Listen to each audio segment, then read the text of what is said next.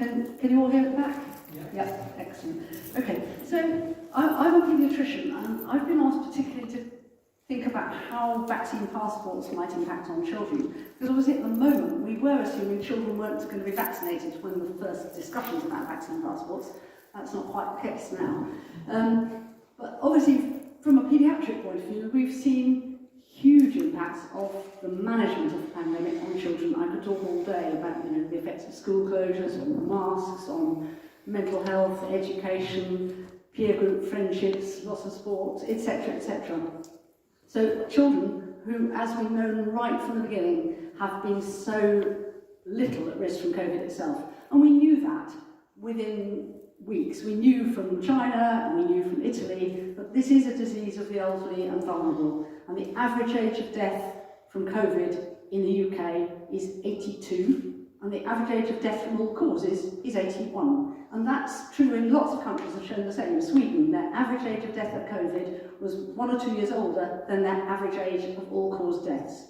So children are not at risk, and yet we keep doing things to children to expect them to protect us, the adults. And so there'll be I'll talk a bit about that.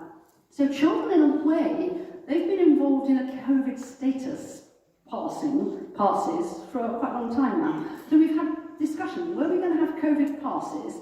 And there was this consultation with the Public Affairs and Constitution Committee back in May. Lots of people responded. They came out with saying they thought that they shouldn't have these passes. And let's remember, these passes were not only going to be that you had to either be vaccinated, or you could show you'd already had previous infection, or you could produce a lateral flow test to show that you currently, if you weren't immune, at least you didn't currently have it. And even that was thought to be divisive, discriminatory, or something we'd never done before, to be having to show papers on personal health matters, and that the government had failed to give the committee sufficient evidence for why it was necessary, and they advised strongly against it. So it was then going to be dropped, and then suddenly it popped back up as vaccine passports instead, which of course are far more of a problem, because they are actually saying, even if you've had this virus already, you've got to have a medical intervention in order to carry on with your life.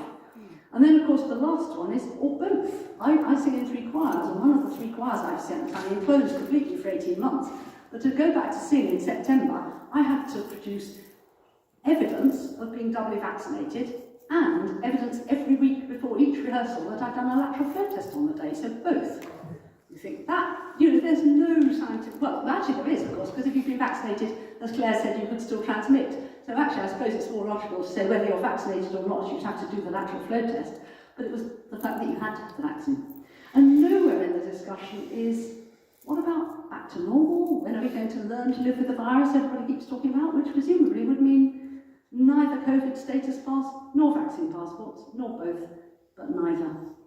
So children, this started up, actually there was a Liverpool screening project and I will mention this because it's a bit what's happened with the vaccine. So this pilot was rolled out in Liverpool, and it was rolled on a Friday evening. Letters were coming into schools saying would they be part of this scheme, and they were sending emails out over the weekend to parents for a scheme that was starting on Monday.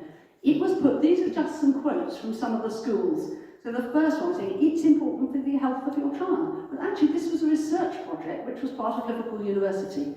And I was asking questions, as were some other public health consultants, there were letters in the BMJ, etc., saying, where's the ethical approval, where's the informed consent leaflets, etc. And because it was just a test, nobody kind of felt that was necessary. But of course there was a potential harm to children, and that was that even a really good test, the best tests out there will have maybe a 1 in 1,000 false positive. That would be a fantastic test. But if you test, 100,000 children, you're going to get 100 positive tests. And then the knock-on consequences is not only would you send that child home from school, but you would then send home everybody in their class as well. So there was a potential harm from this, which was never mentioned. But it was the thing that, we're really proud of rallying around the community. We're doing this for the sake of the health of your child and other parents and carers. This is the right thing to do. So just in the same way that masks were always to protect other people rather than protect yourself was a very good way of saying if you're not wearing a mask, you're completely selfish and you don't care. And if you are wearing a mask, you're a good person. So if you're having a test, you're a good person. And if you don't have a test, you're a bad person. Now the cost of the testing, this Operation Moonshot, was estimated at £100 billion. And again, the Public Accounts Committee had questioned that and said, where's the evidence? Because when you spend a lot of government money, you kind of need to have a cost-effective, basis for doing that. Nice guidance, then we're not allowed to have some cancer treatment unless it's been shown to be cost-effective. So on the basis of that, it kind of got dropped, Operation Moonshot, but then it just crept in by the back door. So the Liverpool screening was Operation Moonshot by the back door, and within no time at all, and they did finally analyse it, and they were doing a comparison of lateral flow versus PCR tests. And it has been published, you can find the data on the Liverpool University website, but it got then rolled out. So within no time at all, we've got this being universal in schools. And secondary schools, children have been testing on the school premises at the beginning of term and then at home twice a week thereafter. And also the isolation programme ranged, but of course again, like most of the government guidance, it's come in a slightly vague way. That say, like the masks, they were saying, oh no, we're only recommending masks, but then if you look in the DfE guidance, Department for Education guidance, it will say, but head teachers must implement government guidance. So that's mandatory. So it's mandatory for the schools to implement the guidance, although the guidance isn't mandatory. So it's very Orwellian. But anyway, the basis of it is, again, that it's down to individual schools. And we all know that. There's the primary schools where all the parents are in masks collecting children from the playground. There's never been a government mandate about wearing masks out of doors. But half the schools aren't wearing masks. It's simply because the head teacher hasn't asked those parents to wear masks. But the other schools where they have been, nobody wants to do the wrong thing and upset the head teacher, because we all remember our school days, even when we're parents or grandparents, so we comply. And then you find the same applies to the track and trace. The children were sent home. It could be, 8 children who were sitting in a cluster around the children who were within that 2-metre zone, and anybody beyond 2 metres, given the windows were all wide open, howling gales, etc., and schools were in bubbles, so your class was just that class. And so some schools were doing that, because that was a bit of hard work. Then you had to work out who they sat next to on the bus and so on. It was much simpler just saying, we'll send the whole class home, so it moved to 30, and it got that the average number of children at home at any time was about 30 times more than the average number of children with a positive test. And latterly, it got built up and up. So by the end of July, there were 1 million children off school. And I know my granddaughter got sent, she was in a big primary school with a 5-class entry, and she got sent home with 150 children for one boy in another class that she didn't know and had never spoken to. But that, and it was at the same time as the pingdemic, wasn't it? We were suddenly finding the shops were empty because too many lorry drivers had been pinged. Now they've changed the rules. So since the 16th of August, you don't have to isolate if you are under 18. And you don't have to isolate from pings. You only have to isolate if you're properly track and traced and presumably you're a really close household member.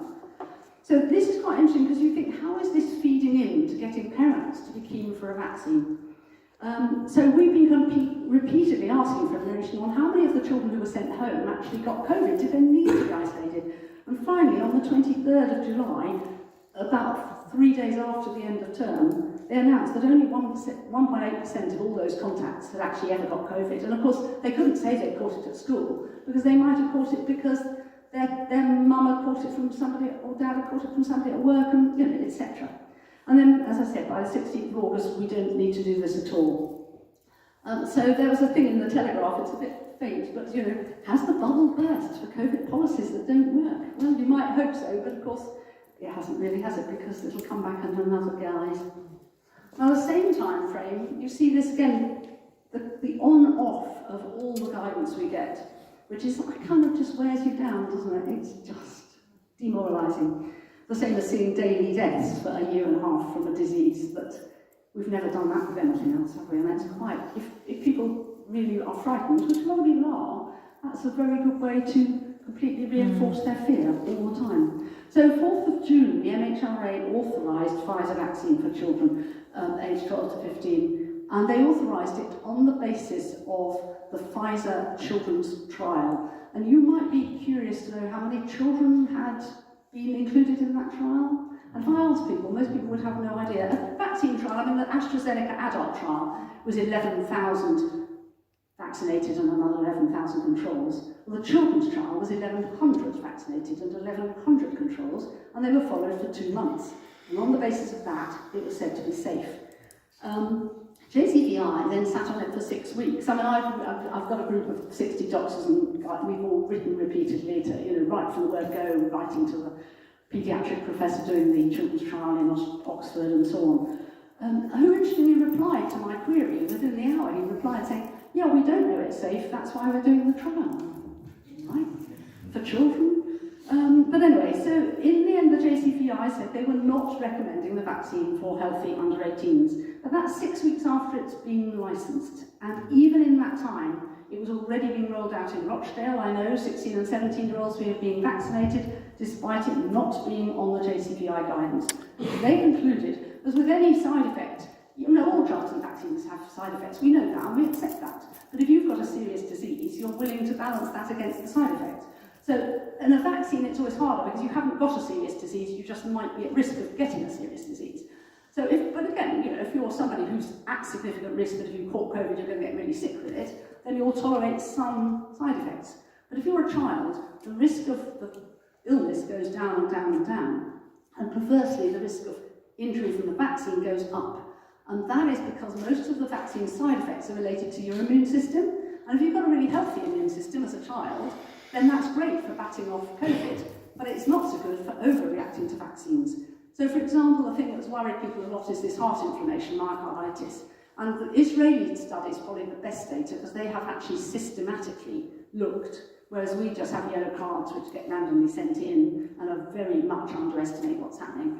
But they had a 1 in 70,000 risk for over 30s. And a 1 in 6,000 risk for the 16 to 19s. So it's more than 10 times more likely to get myocarditis if you're under 20 than over 30. But at the same time, your COVID risk is exactly the opposite of that. Your COVID risk has gone way down. And that is why the JCVI said not to do it. But the government weren't happy, and it was interesting that the day that they announced it was only for healthy under 18s, and then they put in this curious thing that as 17-year-olds you can be vaccinated 3 months before your 18th birthday. I thought that was a bit bizarre. I was so pleased they did this announcement. I had a sort of extra cup of coffee and shut the computer for an hour or so. But then when I opened it again, I thought, well, that's very weird. Either it's safe for under 18s or necessary, or it isn't. But then, of course, in the evening, on the government press conference, there was the Prime Minister announcing the vaccine passports for nightclubs. And we know that that was at a time where 18 to 25s were being offered the vaccine, and the uptake was not as high. The over 70s, it's been 95%. The over 50s is about 90+%. But when you get to younger age groups, the uptake's less, probably because they're quite sensibly thinking, actually, I'm not really at much risk from this. But, so they've had this major push, and I think we'll hear more about this later, but vaccination centres popping up at the Ministry of Sound, Thorpe Park, Charlton Athletic were giving free tickets for the football for the first 1,000 people to turn up there. And this is bribery. And the Nuremberg Code, I don't need to remind you really, that's from 1947, and there was a reason for this. And it's a voluntary consent of human subjects is absolutely essential. And that means the person involved should have the legal capacity to give consent.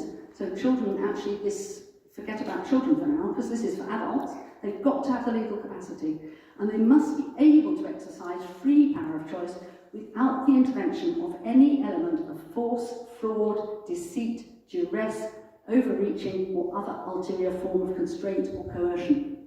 And I personally cannot see what a vaccine passport is, besides either, if you're going to do it, then it's a constraint, because that means you can't do stuff if you're not vaccinated. But on the other hand, if what they're really saying is, we'll say we're going to do it, and then maybe when enough people have been vaccinated, we'll say, that's fine, we don't need to do it, because they know it's a bit controversial. But that again was a deceit and a fraud, because actually we're not going to do the vaccine passports, are we or aren't we, etc. So that's what we're up against. And then there was an interesting landmark case, Montgomery and Lanarkshire, and this is about informed consent. This was an obstetric case, a woman who had a large baby, and the obstetrician didn't like to tell her that he thought there was a small risk of an obstructed labour because he didn't want to upset her. And she landed up with a difficult delivery, and the baby had suffered a severe brain injury. And from then on, the whole method of obtaining consent has really changed, and it is essential that you respect the patient's wishes, but you have to give them the information. You don't just tell them what you think they might like to hear, you have to tell them. And since then, there was a huge, the GMC produces 7 principles of decision making. The NHS, the consent form, it's now 3 pages worth. You sit down and they have to tell you about what are the common side effects, what are the rare side effects. They have to write down what information leaflets they've given you and double check you've understood everything. And this is, I'm assuming you're not in hospital with a ruptured aortic aneurysm or something. You know, this is for elective surgery. And these are elective vaccinations, it's not an emergency. So you've got time, and then you go away and you think about it. When you come back in for your actual operation, they'll say, you know, were there any other questions you had? The whole process, and this is the GMC thing, that the decision-making is an ongoing process focused on meaningful dialogue. I don't think the vaccines clinics work like that, do they? You just walk in, you get your vaccine, you probably get the leaflet after you've had the vaccine. And this is Universal Declaration of Bioethics. So these are all international treaties to which the UK is a signatory. And you have to have, if you're dealing, this is about people who haven't got capacity to consent. So when I'm thinking about children, then any authorisation for research or medical practice must be obtained in accordance with the best interest of the person concerned. That is what the JCVI have specified when they came back. They said, we are having to look at the best interest of the child. They're not looking at herd immunity because that is actually unethical, particularly bearing in mind we have to say this is an injection which has not got long-term safety data and is still in the phase 4 trial phase. So it's not a tried and tested, fully licensed product. It's under an emergency temporary use authorisation. And just when anybody uses the word experimental, they get thrown out as anti-vax. But actually, we just have to be truthful. This is not. And when people say they know it's safe, they might know it's safe in the short term, but actually we don't really know that, because again, safety has to depend on your age and what I was saying before, and the fact that some side effects are much more likely in younger age groups. But you also have to say we don't have long-term safety data. We do not, and it's just dishonest to pretend that we do.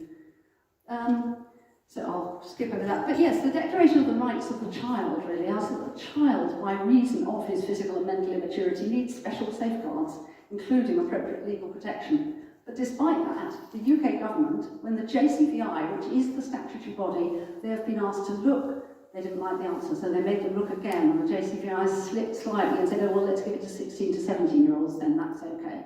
And they slightly increased the number of children, because children with serious vulnerabilities who are at risk of COVID always could get vaccinated if it was, discussed in detail by their paediatrician and all the understanding of the fact there isn't any safety data, but, your child is very vulnerable, then that's an option. But this is we're talking about healthy children. So then they made them look again, and eventually they again said no, but the third time they said it's not suitable for under 16s, they passed it to the CMOs. And the CMOs are public they're political appointees, and they have not got that depth of experience. The JCVI have done all the vaccine advice, over the last 30 years since they were set up. And also now we've got A, politicians in effect overruling a JCVI recommendation, and B, we've got this active promotion of Gillick competence, and this is this thing that actually parental consent can be overruled.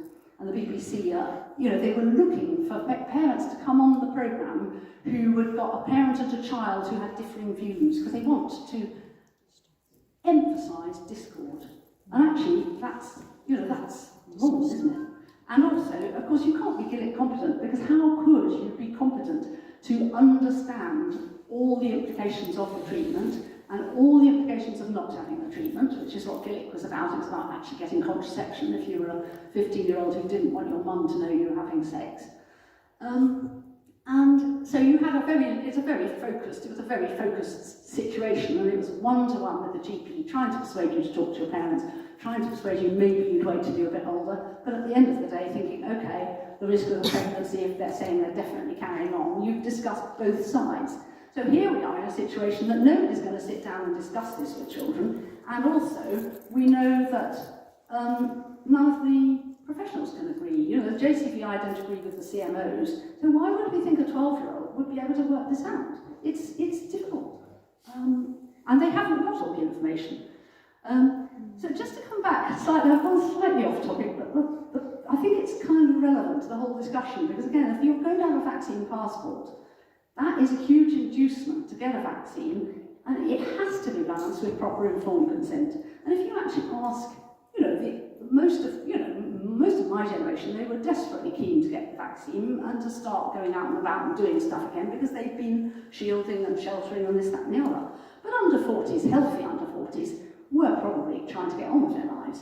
And if you ask them why, the most common reason would be to get life back to normal. And that's what they thought was going to happen. And then they got vaccinated, then suddenly life didn't really go back to normal. And again, it was always, well, once the over 50s had been done, the schools would be reopening. And you know, all those dates on the roadmap were all linked to the proportion of the risk population that had been vaccinated. And we were told that over 50s and the vulnerables would account for 99% of the deaths in the first wave last year. So by the time you've done all that group, you would have a 99% reduction in deaths. But we still didn't go back to normal because we've still gone on rolling it down and down and down. So, and then the other reason would be to travel would be a common one. And you know, we've got vaccine passports picking up all over the world for travel, and that's, you know, that's something our government can't control necessarily, but they could be shown some leadership, but obviously not. And then the next biggest one is to protect other people, and this comes back to the thing that Claire was saying about transmission. If we knew that this vaccine, like say smallpox vaccine, is what they call a sterilising vaccine, it means you will not get smallpox and you can't pass it on, that's very different. But if you've got a vaccine that actually, whether you're vaccinated or not, you've got the same, you can still catch it. You just might not get so ill with it, but you've still got the same viral load in your upper airway, whether you're a vaccinated person who's caught it or an unvaccinated person who's caught it, then it's a lie to say you're doing this to protect your granny or to protect your neighbours. You're getting vaccinated to protect yourself, and that's the only logical basis for it. But that's what people think, and everybody's altruistic. We want to be, and we don't want a society where we're not altruistic, but we're being fed a false argument here. So the other reason would be, well, we need it for work. And then the last thing would be, well, if it's safe, why wouldn't I? And then the very lowest of the lot is, I actually need this to protect me from COVID, because actually most of these people don't feel that they're at risk, particularly from COVID. So you've got all these other reasons before, whereas if you asked 70-year-olds, it would have been completely the other way up. They would say, oh, I need this to protect me from COVID, and then they go down the reasons the other way. And if you go to children, well, parents, as I said, from all the stuff we've had, and now the reason that we're rolling it out is to protect education and mental health. You think, how does that vaccine protect your mental health? It's a little, I can't quite get my head around that. But it's, again, if you ask children, I mean, people have been asked, and you hear them saying, well, you know, I want to protect other people. And I don't want to be discouraging children from being altruistic. And of course, children are more altruistic than their parents. Their parents might be altruistic on their own account, but when it comes to their children, they really do not want their children to be put at risk. And as a grandparent, I cannot imagine that I would want my grandchildren to take something where we know that the risk of harm is slightly higher than any benefit they can get. So if they're going to take a risk of harm for me, that doesn't feel right. I just, you know, they've got their whole life ahead of me. And them, and I haven't. I've got only you know, who knows, a year or two, or 5 or 10, I don't know. But, you know, not 70, because I've had that. But, you know, that's what they're seeing. And then, of course, the next element is to keep schools open. But again, how's it going to keep schools open? What's kept schools shut? It was a policy. It wasn't COVID.